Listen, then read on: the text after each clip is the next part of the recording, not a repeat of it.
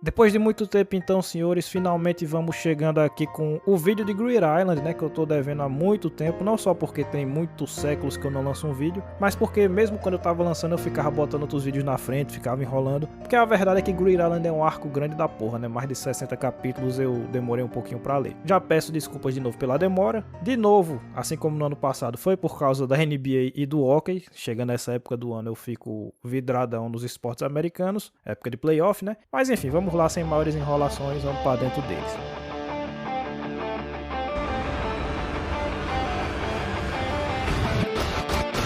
Vocês viram aí que a thumbnail tem uma grande provocação, e é uma provocação que talvez vocês nem estranhem muito, porque alguns de vocês comentaram isso no vídeo no qual eu critiquei Jujutsu Kaisen, né? Um vídeo no qual eu não fiz nem mesmo uma análise, eu só fiz uma crítica, um desabafo em cima da decepção que eu tive principalmente com o arco do jogo do abate. E alguns de vocês fizeram um comentário de que Jujutsu Kaisen mirou em Hunter x Hunter e acertou em Bleach, né? Porque minha principal crítica ali era que o jogo do abate parecia a Guerra Quincy, parecia uma cópia da Guerra Quincy. Ainda que talvez até uma cópia melhorada, mas uma cópia. Só que essa coisa que vocês falaram de que Jujutsu Kaisen mirou em Hunter x Hunter, eu concordo, e é esse o ponto da comparação que eu vou fazer aqui nesse vídeo, é o ponto da provocação que tá aí na thumb e no título, né? Porque uma crítica que eu fiz nesse vídeo que eu já mencionei de Jujutsu Kaisen foi uma crítica en passant, não foi o centro daquele vídeo, mas estava ali, foi a ideia de que o jogo do abate não precisava ser um jogo.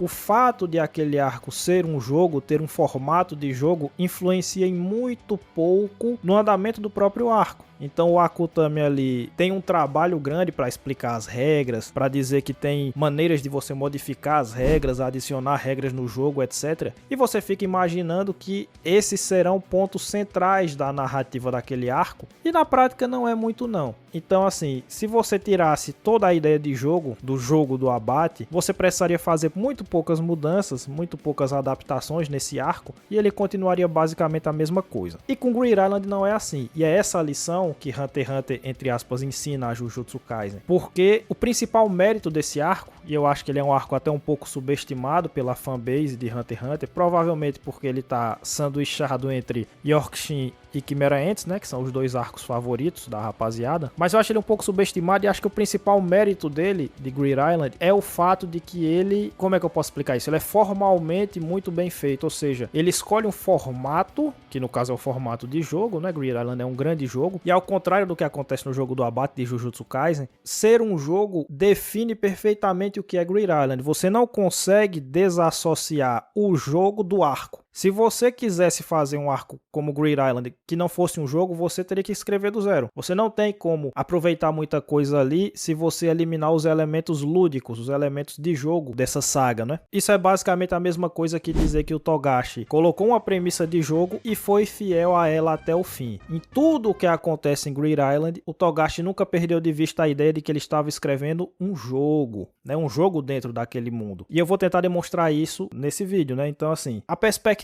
de jogo de Greed Island ela é importante no nível macro e no nível micro, vamos dizer assim. Ou seja, o grande objetivo do arco tem tudo a ver com o jogo, e os pequenos andamentos que vão acontecendo, as pequenas decisões que o Togashi vai adotando no roteiro desse arco até o fim, também estão intimamente ligados com a ideia de jogo. Então ele realmente fez uma construção muito coerente do ponto de vista formal com a sua premissa. A premissa de que é um jogo não está de graça ali, né? Ela é a essência do arco em si. Então, se Greed Island tem um grande mérito, e ele tem, é o mérito de mostrar que, se você vai estabelecer uma premissa diferente para o arco, trate de justificar essa premissa narrativamente, ou por outra, trate de explorar essa premissa, de fazer essa premissa dar frutos, porque aí você, a pessoa que está lendo ou assistindo, se for um filme ou qualquer coisa assim, vai olhar e dizer, não, beleza, é um jogo porque foi explorada a ideia de jogo, e não como uma perfumaria, como um enfeitezinho que você colocou ali para tentar diferenciar esse dos outros arcos, mas que na prática não tem peso suficiente e não é explorado o suficiente, né?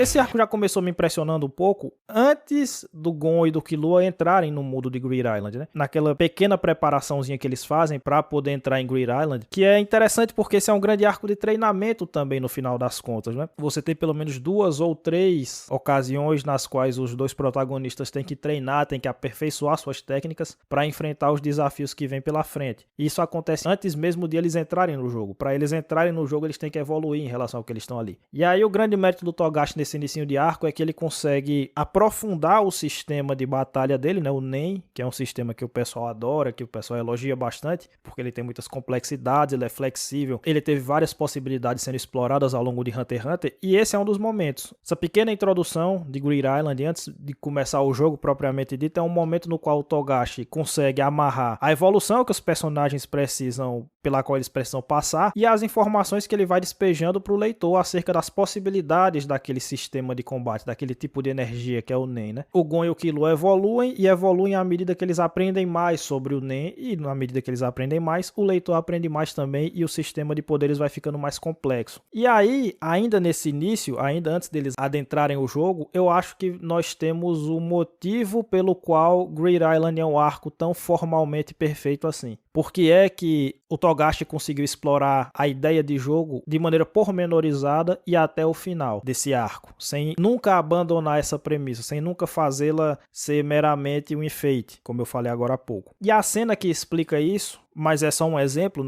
essa cena não é decisiva de maneira nenhuma, mas ela é um exemplo que está logo no início do arco. É justamente o momento no qual o Gon e o Killua vão participar das audições para entrar no jogo, né? Da audição oficial, não aquela que só vão eles dois lá mostrar os poderes deles pro CES Guerra. Aquela que tem uma grande fila lá, um monte de gente tentando se qualificar para entrar no jogo, enfim. E aí naquela cena a gente já tem um pequeno jogo mental, um pequeno jogo psicológico, porque tem os caras que ficam apressados para ir na frente, tem os outros que ficam esperando para entender qual que é, e tem os outros que ficam sentados nas cadeiras lá, né? Toda essa cena ela é construída em cima de uma dinâmica de um jogo psicológico que a gente sabe que Hunter x Hunter faz desde o primeiro arco, né? Desde o Exame Hunter. Quem tá assistindo esses vídeos, os vídeos da série de Hunter x Hunter aqui no canal, sabe que eu falei disso nos vídeos anteriores, principalmente no primeiro vídeo, né? Que o Exame Hunter é cheio desses jogos mentais, desses jogos psicológicos. E é esse o ponto. No final das contas, Greed Island é um arco tão formalmente perfeito porque ele encaixa como uma luva no que é Hunter x Hunter desde o início.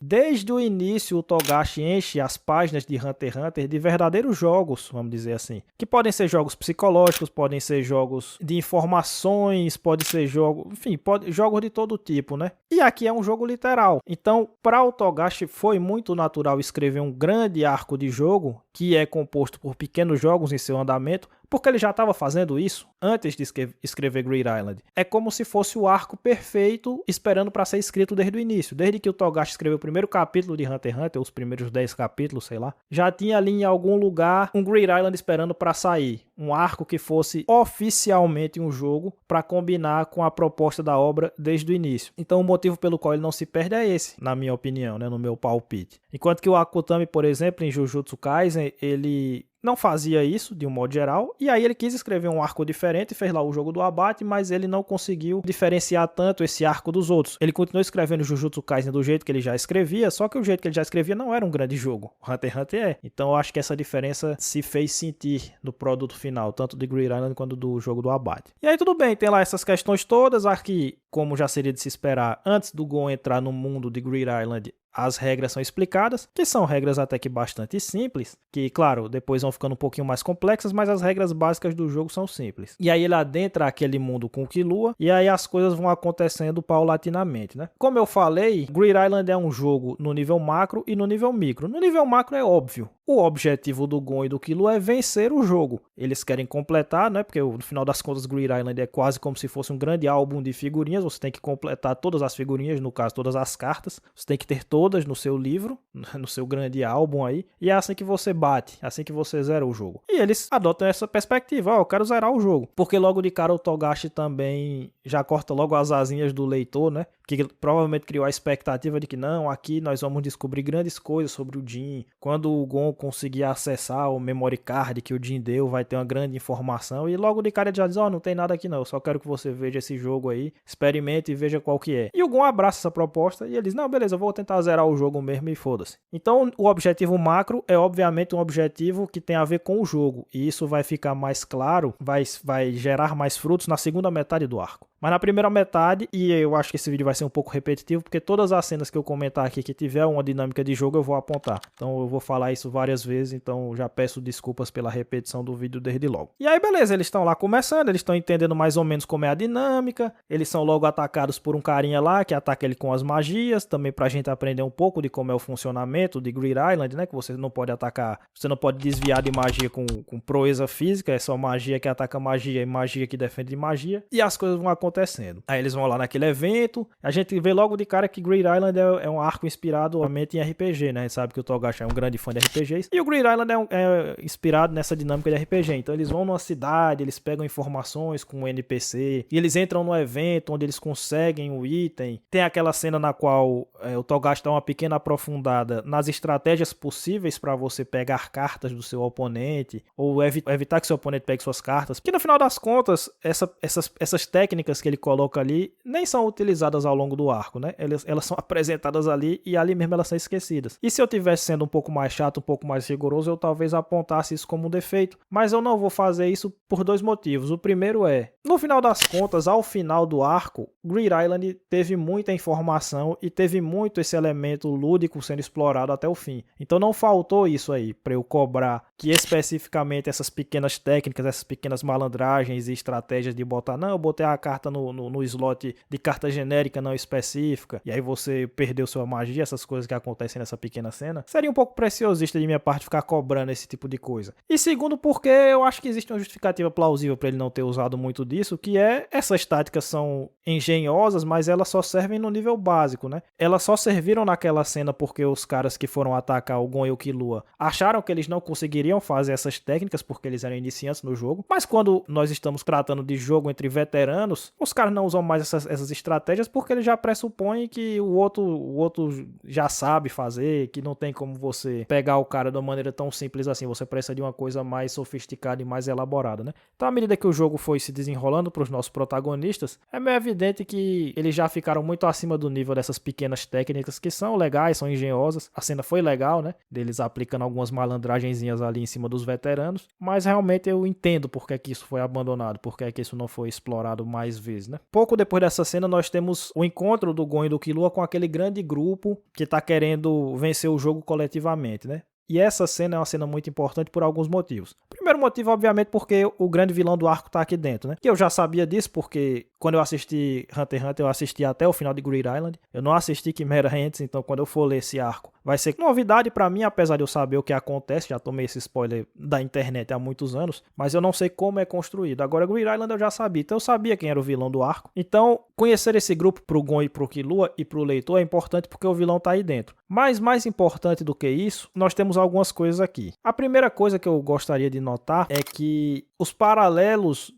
da conversa desse grupo e do dilema que esse grupo apresenta e da solução que eles apresentam para esse dilema são muito fortes com a política do mundo real, né? Porque o que eles estavam falando basicamente ali é que o jogo tinha, depois de muito tempo que ele estava rolando, se tornado uma guerra de todos contra todos, né? Porque afinal de contas, as cartas têm um número limitado, elas podem ser utilizadas de maneira limitada, então realmente o jogo é construído para que só uma pessoa vença, não tem como muita gente vencer simultaneamente, vamos dizer assim, não tem como ter vários vencedores no jogo, você tem um grande vencedor. E isso terminou causando, apesar de algumas regras que o jogo colocou para tentar diminuir a ideia de jogadores se atacando fisicamente uns aos outros, se massacrando fisicamente uns aos outros para ganhar cartas, há maneiras de fazer isso, né? Então, naquele momento o jogo estava no estado de natureza. Aí a gente vai ter que pensar novamente na teoria política hobbesiana, né, do Thomas Hobbes, que é aquela ideia de que no estado de natureza o ser humano, o homem é lobo do outro homem, né? Então as pessoas vivem em completa desarmonia, em completa desagregação, se matando umas às outras. E aí no Leviatã ele vai explicar os vários motivos, porque o ser humano busca a glória e busca evitar a morte violenta, essas coisas todas que, enfim, não cabe aprofundar aqui. No jogo de Grid Island, os seres humanos estão se matando para ganhar as cartas, para ganhar um recurso escasso, que são as cartas, e poder vencer o jogo, no final das contas para ter uma glória, tal qual o Hobbes falava também. As pessoas ali estão em busca de uma glória que só um pode alcançar, então elas estão dispostas até a matar umas às outras para isso. E a solução que esses caras propõem, que esse grupo propõe, é uma solução muito parecida com a solução que o Thomas Hobbes apontou no Leviatã, porque o Thomas Hobbes disse que para você, grosso modo, obviamente, né, para você tirar o ser humano desse estado de natureza de homem ser o lobo do homem, você tem que ter um Leviatã, daí o nome do livro, um estado muito forte, que seja mais forte do que todos os indivíduos e que todos os agrupamentos, clãs, tribos, etc., porque aí ele subjuga a todos e impõe a todos o império da lei. Então, o Leviatã, aquele que é mais forte... O Leviatã, ficou parecendo que falei isso, né? O Leviatã, aquele que é mais forte do que todos, impõe a ordem por meio do monopólio da violência. Então ele tem mais força do que todo mundo, ele consegue exercer violência sobre todo mundo e assim ele consegue desincentivar, desestimular os indivíduos a ficarem se matando uns aos outros e aí nós temos a paz social. E o que esses caras querem é uma coisa basicamente desse tipo, eles querem ter o monopólio da violência ou o mais próximo disso que as regras do jogo permitem. Então eles querem monopolizar as cartas de magia o máximo que for possível para poder atacar todo mundo e se defender de todo mundo e aí eles impõem a ordem naquele jogo e vencem, entre aspas, coletivamente o jogo, que não tem como, mas eles escolheriam um ali para vencer o jogo de maneira oficial e depois dividiriam o prêmio entre si, né? Então é interessante o paralelo disso tudo com a política. Se você deixar solto, o pau canta, a chinela canta. E aí para a chinela não cantar, você tem que ter um mais forte do que todos, nesse caso um grupo que tem o monopólio da violência e tem mais força do que todo mundo para impor a ordem ali. Outro aspecto interessante dessa cena é que ela é uma cena que tem tudo a ver com o jogo. Então é a primeira cena que eu já vou... A segunda, né? A primeira foi o fato de que eles foram para uma cidade, conversaram com o NPC, enfim, essa coisa toda. Mas essa pequena cena, ela também tem tudo a ver com o jogo, porque o estado de natureza foi criado pelas regras do jogo, principalmente pelo fato de que só um pode vencer o jogo, então isso está diretamente ligado ao fato de que as pessoas estão se matando, e a solução proposta também tem a ver com as regras do jogo. Eles estão tentando monopolizar as cartas de magia para poder ficar mais forte que todo mundo. Então a dinâmica dessa cena e o objetivo, no final das contas, desse grupo está intimamente ligado com o jogo. Você não consegue entender esse grupo e o que ele está propondo se você desassociar das regras que está regendo aquele jogo ali, né? E a terceira parte, o terceiro motivo pelo qual essa cena é muito boa, eu vou aprofundar um pouco mais lá na frente, mas ela nos permite ver de novo quem é o Gon, porque o Gon não aceita, apesar de ser a decisão mais racional entrar nesse grupo, o Gon não aceita a proposta, porque ele não gosta do fato de que os caras ficaram falando que o jogo do pai dele virou um massacre, virou uma sanguinolência, né? Virou uma carnificina. Ele não gosta desses termos, ele fica puto, ele corta a conversa e vai embora e diz que quer jogar do jeito que o pai dele propôs, né? Ou seja, ele é bastante Gon nesse sentido e eu vou comentar mais isso lá na frente sobre ele ser bastante Gon, né? Depois disso a gente tem algumas coisas e aí a gente tem uma característica de Hunter x Hunter que eu elogiei muito no arco passado de Yorkshin, que é o fato de que o Togashi dividiu o drama em vários núcleos. Então a gente tem o núcleo do Gon e do Killua e da Biscuit, que depois aparece, né? Pra ajudar eles. Nós temos o núcleo da Genei Ryodan, porque tem um pessoalzinho entrando ali no jogo inicialmente despretensiosamente, só pra jogar, só pra brincar, mas depois eles começam a ter um objetivo muito concreto dentro daquele jogo, porque eles percebem que talvez o exorcista que vai ajudar o Chrollo esteja ali dentro, e a gente descobre quem é ele depois, e a gente, no primeiro momento, continua acompanhando esse grupo, do qual os heróis não fazem parte, e no primeiro momento, pra quem não sabe o que acontece no arco, parece estranho, tá? Por que a gente tá acompanhando esse grupo? O Gon e o Killua não entraram, então, tipo, foda-se, não tem pra que eu ficar observando isso. Claro que depois a gente vai entender que o motivo desse grupo ser importante é porque o grande vilão do arco está infiltrado nesse grupo, se fingindo de bonzinho para poder alcançar os seus objetivos, e a gente vai ver isso lá na frente, né? Que é o Gentro, né? Ele arma um arapuca pra rapaziada do grupo. Pode marcar mais uma cena que tem tudo a ver com a dinâmica de jogo, que o poder do Gentro é um grande jogo. E inclusive isso é comentado ao longo do arco. Ele construiu o seu Nen, vamos dizer assim, o tipo de técnica que ele tem para vencer o jogo, para matar pessoas facilmente e vencer o jogo. Então, nada mais adequado que a técnica dele ser um grande jogo. Então ele tem regras específicas para ele ativar essa técnica, e se você quiser se livrar da técnica, você tem que seguir outras regras também específicas. Então ele tem que encostar em você e falar a palavra, que no caso a palavra é Bomber, né? Aí para ativar a bomba que ele instalou em você, ele tem que explicar a sua técnica, e para desativar você tem que encostar nele e dizer, eu encontrei o bombe, alguma coisa assim, né? Ou seja, é basicamente um grande jogo de pega-pega. O poder dele é um grande jogo de pega-pega, né? Então, anote mais uma cena aí que tem dinâmica de jogo na sua essência, o próprio poder do vilão. E aí, beleza, e aí o Gon vai lá e o Killua vão conhecendo o cenário, vão explorando, né? Porque é um jogo de RPG, então ele tem elementos de aventura, chega no vilarejo, que tem lá um pessoalzinho doente, que vai ser importante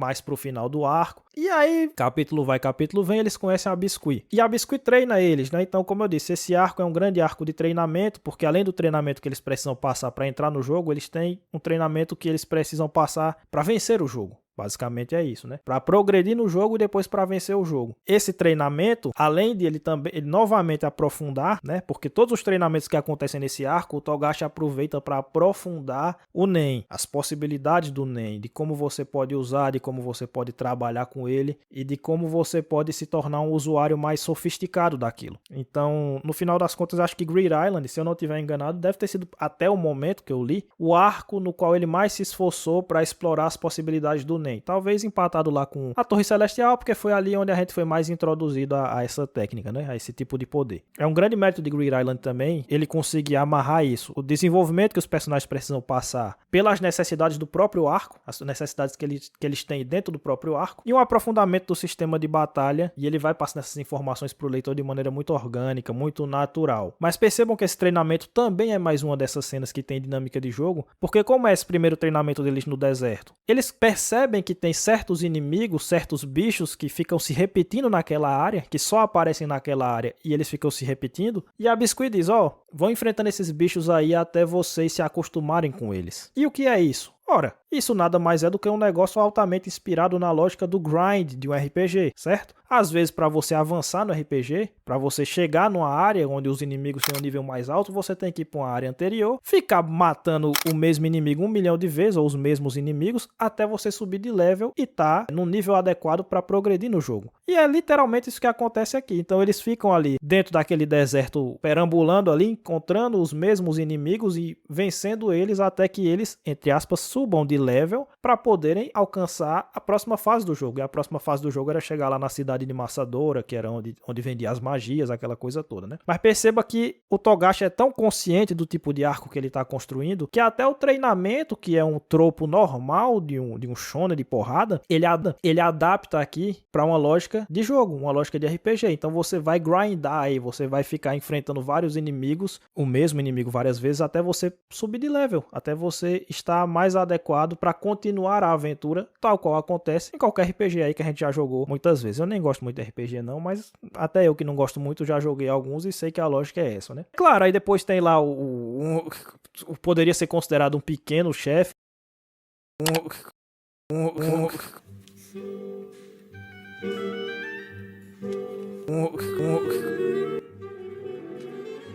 poderia ser considerado um pequeno chefe, né, que é Binote, é o carinha das tesouras, eu também não lembro o nome dele exato, e eles têm que ficar enfrentando esse cara por vários dias, vamos dizer assim, até se acostumarem, até, entre aspas, subirem de level e poderem prosseguir na aventura. Então, é quase como se ele fosse um pequeno boss ali daquela área, daquela região, que fosse ajudar os heróis a conseguirem pontos de experiência para poder continuar a jornada, né? Aí depois o treino fica um pouco mais tradicional, vamos dizer assim, porque aí já aparece um treino mais de shonen, inclusive parece até os treinos do Yusuke com a velha Genkai lá no Yu Yu Hakusho, né?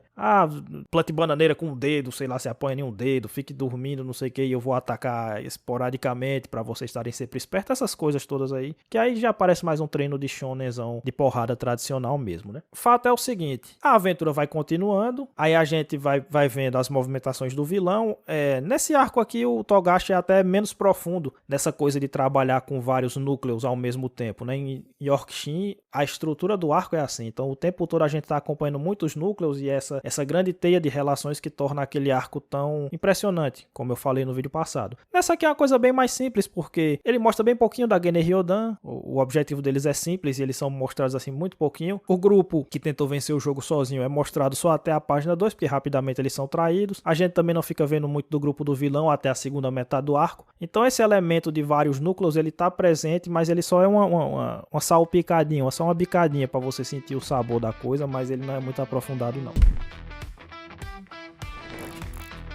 Mas o fato é o seguinte, depois de um tempo o Gon, sendo o Gon, tem lá a ideia de voltar pro vilarejo e ajudar as pessoas do vilarejo a se curarem de sua doença, e isso gera pra ele um item raríssimo, uma das cartas mais raras do jogo, que é não sei o que lá de Alexandrita, que é importante pro jogo também porque a dinâmica do arco vai se alterar completamente pelo fato de que esse grupo do Gon, que é o Gon, o Killua e a Biscuit, possuem uma carta raríssima, né? Porque depois que eles terminam o treino deles, beleza, agora nós vamos tentar zerar o jogo, certo? Agora que a gente conseguiu ficar mais forte, entender melhor como é que funciona isso aqui, vamos tentar zerar o jogo, então vamos tentar começar a coletar a carta. E aí eles conseguem coletar essa carta que é chave, tanto para a progressão do jogo quanto para a progressão do arco, com o Gon sendo o Gon, né? Com o Gon pensando em fazer lá uma benesse para os habitantes do vilarejo aleatório de NPCs que eles conheceram mais pro início do arco e que a maioria dos jogadores só ignora. E o Gon disse, não, a gente pode tentar ajudar esses caras aí ele ganha esse item raríssimo, né? Que é uma carta raríssima, uma das mais raras. E aí, beleza, a segunda metade do arco, aí sim, é onde a gente percebe a dinâmica do jogo macro, né? Porque aí os heróis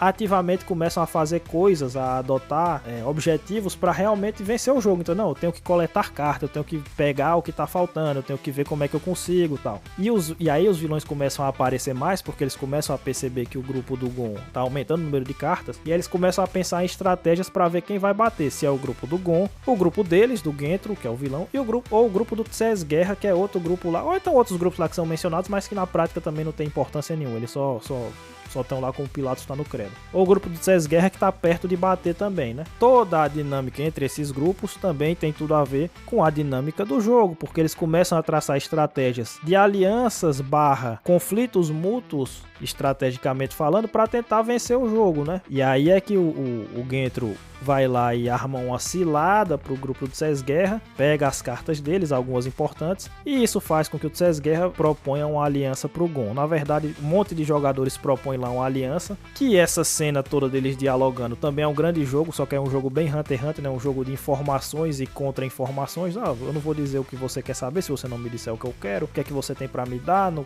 confio nele, não confio naquela, aquela coisa bem psicológica que Hunter x Hunter faz o tempo todo, né? Depois de um tempo eles se entendem, porque eles chegam à conclusão de que eles têm que se juntar para impedir o Gentro de ganhar o jogo, e aí eles vão em grupo tentar ver tentar conseguir a carta que ninguém tem, né? Que é aquela não sei o que da praia, esqueci o nome da carta. Não sei o que da praia, que ninguém tem ainda, é a única carta que ninguém possui, e o Gon tem lá, não sei o que de Alexandrita, que ele é um dos poucos que possui também. E aí a gente sabe que essa é a parte que, e aí é uma quest, né, eles fazem uma grande quest, novamente, outra coisa que está intimamente ligada com a ideia de jogo. Isso é uma grande quest, porque eles têm que falar com o NPC certo, com o número de personagens correto, para poder habilitar essa quest que é os jogos contra o Razor, né. E aí, beleza, a parte do Razor eu não vou nem explicar muito, não, porque é muito óbvio a dinâmica de jogo ali daquilo ali, né, literalmente um monte de esportes que eles têm que praticar. E a única coisa que eu vou mencionar aqui é que é uma baita cena de ação, né? Aquele jogo de queimada contra o time do Razor é uma baita cena de ação. É rápido, mas é um jogo que tem lá sua tensão, tem lá sua emoção, é bem construído enquanto jogo, né? Enquanto ação, vamos dizer assim. Aqui eu não vou... É tão óbvio que é um jogo que eu não vou nem enfatizar o aspecto do jogo, não. Eu vou enfatizar o aspecto da ação. Porque é um grande combate, uma grande luta shonen,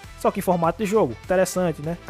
Cheio de estratégias, as estratégias que o Gon usa para poder vencer um adversário que é muito mais poderoso, o Gon e o Killua e o Hisoka se somando, né, somando suas forças, aquela coisa toda. E aí eles conseguem essa carta raríssima, e aí pronto, e aí depois disso você tem uma pequena dinâmica de jogo que o Tses Guerra fica enganando o grupo do Gentro para ganhar tempo, para que o Gon se prepare para a batalha final, para ele finalmente conseguir vencer o grupo dos vilões e bater o jogo. Sinceramente, as lutas finais nem são grande coisa não, tá? Elas são só, foda-se. E é por isso que na minha cabeça, eu tinha pra mim, quando eu tinha assistido Hunter x Hunter, que o Gentro nem era tão forte assim.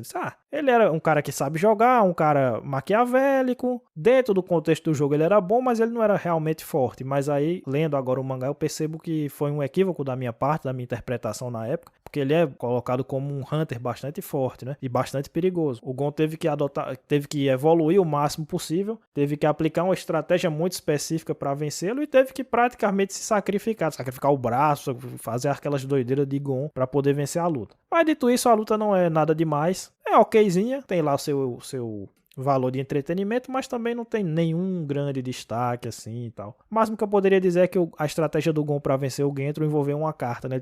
Ele usou uma carta lá para ajudá-lo na estratégia, ou seja, até nisso a dinâmica do jogo se fez presente, até para decidir a luta final, né? E aí beleza, e aí tem lá os elementos finais do jogo, aquela coisa toda, escolha lá a carta que você quer levar para o mundo real, aquela história do mundo real entre aspas, né? Porque é no mundo real, mas você entendeu, para usar fora do jogo, blá blá blá blá blá blá. Então o resumo de Greed Island é: eu acho um baita arco, acho um arco subestimado e acho que o seu principal mérito é tudo em Greed Island respeita a premissa do arco. A premissa do arco é: vamos fazer um jogo. Você não entende absolutamente nada, nem das grandes linhas narrativas, nem das pequenas decisões que os personagens vão adotando, das alianças que eles fazem, das brigas, dos treinamentos. Nenhum trecho desse arco você compreende fora do contexto do fato de que ele é um grande jogo. Então, o principal mérito de Greed Island é que ele é formalmente coerente. Ele pega uma premissa, ele explora essa premissa até o final. Ainda que se a gente fosse ser preciosista, tem uma coisinha ou outra que foi colocada ali e não foi explorada. Mas como eu disse, ele acerta tanto, ele faz tantas coisas estarem coordenadas com a ideia do jogo, que eu acho que seria uma sacanagem cobrar que, não, tudo que ele colocou tem que ser... Não, também aí a gente não precisa ser tão rigoroso assim, tão Caxias assim, como a gente diz aqui na minha terra, né? O fato é que é um arco que aí sim, ao contrário de Jujutsu Kaisen, e essa é a grande lição que ele ensina para Jujutsu Kaisen, você não consegue compreendê-lo fora da ideia de jogo. Greed Island é um jogo, pronto. Não é assim, um arco que é, na verdade, um arco igual a Yorkshin, só que tem uma camadinha fina de jogo. Não. A ideia de jogo está profundamente fusionada com tudo quanto acontece aqui. Então, é um autor, o Togashi foi um autor aqui que nunca perdeu de visão, de vista a função que ele tinha. E como essa função tinha que estar presente até nos pequenos detalhes desse arco. Então, maravilhoso. Bato palmas mais uma vez para Hunter x Hunter. Mas não encerro o vídeo por aqui não. Porque tem dois personagens que eu quero comentar rapidamente aqui, que são importantes nesse arco. O primeiro é o Jin. Eu acho muito interessante no arco de Greed Island que o Jin, ele tem uma coisa que talvez o Shanks tenha um pouco em One Piece, mas eu acho que o Jin tem mais, porque é só nesse arco, que é a presença dele é muito forte nesse arco, mas ele não aparece, entende? É uma coisa que às vezes o autor com habilidade consegue fazer, que é uma presença ser sentida por meio da ausência. E é claro, a ausência do Jin é importante para Hunter x Hunter desde o início, porque tem a ver com o objetivo do Gon, aquela coisa toda, mas é interessante como o Togashi vai aos poucos concretizando na mente do leitor e do próprio Gon quem é o Jin. E nesse arco aqui ele faz isso por meio de cenas esporádicas, mas muito importantes. Então ele bota pessoas que conheceram o Jin para dar facetas diferentes de quem é o pai do Gon. Então o Razor vai contar uma história acerca do Jin que vai mostrar uma faceta. Ele foi o cara que acreditou em mim, ele foi o cara que deu uma oportunidade para mim. Então a gente, o Jin então é um cara que ele tem alguma coisa, ele tem algum coração, não sei, ele tem algum tipo de altruísmo, tal. Enfim, uma certa faceta foi mostrada ali pela história que o Razor contou pro Gon. E lá no final do arco a gente conhece os outros amigos, que é aquele lá que vive na imundície, parecendo o próprio Togashi, que aí a cena é completamente cômica. Então eles, o cara mudou meu nome, não sei o que. Então a gente já, então ele talvez seja um cara que não se leva tão a sério assim. E a gente vai tateando pra gente tentar entender quem é o Jin antes dele aparecer efetivamente, que ele só vai aparecer lá no arco da eleição e tal. Então o Togashi vai preparando o terreno para que o leitor vá aos poucos construindo peça por peça a imagem de quem é esse personagem. E tem aquela cena na qual o Gon percebe que o Jin levou ele no jogo quando ele era um bebê. Então desde o início você tá querendo que eu venha aqui, e ele já tinha preparado muitas pessoas. Você é o Gon, né? Então, fica esperando aí que meu filho vai vir aí, e os caras já estavam esperando e tal. Então, a presença do Jin é muito forte em muitas coisas que acontecem nesse arco. Não digo tudo, mas em muitas coisas. Mas ele não aparece. Dá um sabor interessante para muito do que acontece aqui nessa saga. Dá um tempero especial, e eu gosto. E para finalizar, o Gon, porque eu acho que o Gon, ele é muito o Gon nesse arco aqui. E a gente já vem comentando esse personagem desde o primeiro arco, porque, vocês já sabem que muita gente se impressionou com as atitudes do Gon em Chimera Ants, né? As pessoas, meu Deus, olha o Gon que ele fez e tal. E depois que Chimera Ants impactou tanto as pessoas que leram e assistiram aquele arco, as pessoas ficaram retroativamente interpretando o Gon para entender, de onde saiu isso? Por que o Togashi escreveu esse personagem dessa forma? E a interpretação que a maioria das pessoas faz, que eu acho que veio de um youtuber gringo, e depois eu vi alguns aqui brasileiros replicando essa interpretação, é de que não, o Gon, desde o início ele se mostra como um cara muito egoísta, ele é um cara que assim, ele faz o que é do interesse dele. Se for diretamente ligado a ele, ele se importa. importa. Se não for, aí não necessariamente, essas coisas todas, né? Então o Gon é uma pessoa muito ligada ao seu próprio interesse, imediato e tal. Mas eu não acho que essa é a melhor interpretação do Gon. Eu acho que a melhor interpretação do Gon é aquela que eu propus no primeiro vídeo dessa série, de que o Gon é um personagem que se inscreve na tradição do selvagem. O Gon é como se fosse um Goku levado às últimas consequências. Porque assim como o Goku, o Gon foi criado longe da civilização. Só que o Akira Toriyama, no início ele explora essa premissa do Goku de maneira cômica, porque o Akira Toriyama era escritor de comédias, então tem todas aquelas cenas do Goku não sabendo discernir o homem de uma mulher a não ser pegando na genitália, do Goku fazendo isso e aquilo, a cena lá das bolas do dragão. Piadas, né? Piadas. Bem no estilo do que era Dragon Ball clássico e do estilo do que Akira Toriyama gostava. E o Togashi não. O Togashi é quase como se ele tivesse tomado como uma missão, na hora de escrever o Gon, levar essa premissa até as últimas consequências. Então o Gon é um selvagem em tudo. E nisso ele apresenta várias facetas. Então, em alguns aspectos, ele é aquele selvagem que ele tem uma pureza que não foi contaminada pela malícia da civilização. Então, por exemplo, aqui nesse arco, tem aquele momento no qual ele vê lá um NPC sendo supostamente assediado por um outro NPC e ele fica puto, ele fica querendo ajudar, né? Não, eu vou ajudar e tal. E aí é o Killua que segura ele e diz, meu filho, é só um personagem de jogo, não tem ninguém assediando ninguém e ninguém sendo assediado aqui. Mas ali naquele momento ele quis ser altruísta. Por quê? Porque naquele momento, a pureza dele, de quem não tem certas malícias, certas maldades que só a convivência intensa com outras pessoas vai lidar. Então, às vezes ele parece um herói tradicional, às vezes ele parece uma pessoa pura, às vezes ele parece uma pessoa ingênua, mas às vezes ele parece uma pessoa que pensa fora da caixa. Então, as outras pessoas estão ali pensando, maquinando estratégias e às vezes ele tem uma estratégia simples e funcional que é fora da caixa, porque ele não pensa como as outras pessoas pensam, né? Essa premissa está sempre presente. Ele não foi, entre aspas, maculado pela civilização. E aí isso acontece na cena na qual eles estão na audição lá, o Gon fica sentado, enquanto o Killua e o outro cara estão fazendo 1001 planos, não, porque veja bem, isso e aquilo, é por causa disso, de não sei o que, o Gon diz, não, ele tipo, só seria muito escroto se ele não atender todo mundo, ele não dá uma chance pra todo mundo. E pronto, e deu certo. Um pensamento simples e que deu certo. E ao longo dos arcos de Hunter x Hunter isso acontece várias vezes. O Gon tem vários planos engenhosos que os personagens mais inteligentes não conseguem pensar, muitas vezes. Muito embora ele não seja necessariamente um crânio, ele é instintivo em vários aspectos. E essa conexão com os instintos dá a ele certas intuições que outros mais racionais às vezes não têm. Mas às vezes ele é selvagem no sentido de brutal mesmo. Então o Togashi não cai na coisa do bom selvagem. Às vezes o Gon é só muito brutal. E isso também é mostrado em Greed Island no momento em que ele se recusa a ser dominado pelo Razor. Ele não quer vencer o Razor pelas regras, ele quer vencer pela força bruta, porque ali o bicho selvagem viu um outro oponente e ele não quis se submeter, ele não quis baixar a cabeça, aquela coisa do alfa, não sei o que. Ele quis ser o alfa no ambiente. Que é uma coisa, negócio de alfa é um negócio que nem pra lobo funciona, né? Diz que não é bem assim, enfim, mas foda-se. E contra o Gentro também, ele chegou ao ponto de sacrificar sua mão, e contra o Razor ele praticamente inutilizou seu corpo, porque ali é a selvageria, ali é a visceralidade do bicho selvagem também. Então assim, eu vou submeter você não vai me submeter. E no final das contas é meio que me parece, que eu não assisti Chimera Ants, mas me parece é o que vai acontecer em Chimera Ants, na história da Pitou e tal. Então eu acho que o Gon, e isso é muito importante, porque nós temos cenas de todas as facetas do Gon selvagem aqui em Greed Island, mas a gente já tinha em outros arcos também. Eu acho que a principal interpretação é isso, é que o Togashi pegou esse personagem e disse, e se eu fizer um personagem que é um selvagem em todas as suas facetas, até o final, pegar essa premissa e explorá-la até o fim. E nós temos isso. E o Greed Island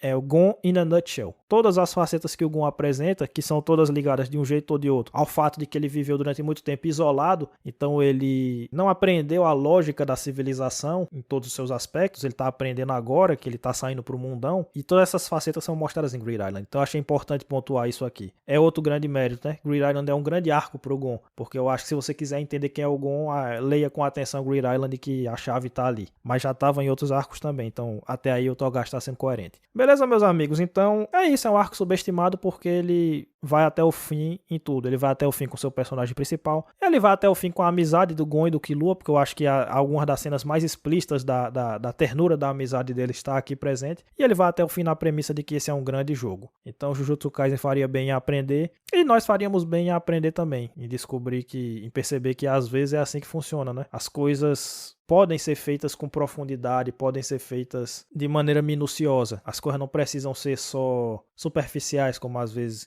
pessoal fica justificando, o cara quer botar um jogo pra, beleza, é só pra fazer um negocinho diferente e tal. Não, não é bem assim, né? Se você bota uma premissa, você tem que explorar essa premissa. E Grid Island nos ensina essa lição. Beleza, senhores? Muito obrigado. O vídeo já tá longo pra caralho, não vou enrolar aqui. Desculpa pela demora, desculpa pelo atraso. Acho que o próximo vídeo não vai demorar, porque eu não vou ler nada pra fazer o próximo vídeo. É uma daquelas reflexões que a gente faz aqui sobre a ficção. Um ponto que eu quero propor pra vocês aí, pra gente pensar um pouquinho. Então acho que não vai demorar pra sair e vai ser um vídeo mais curto também. É isso aí, valeu. Tchau, tchau.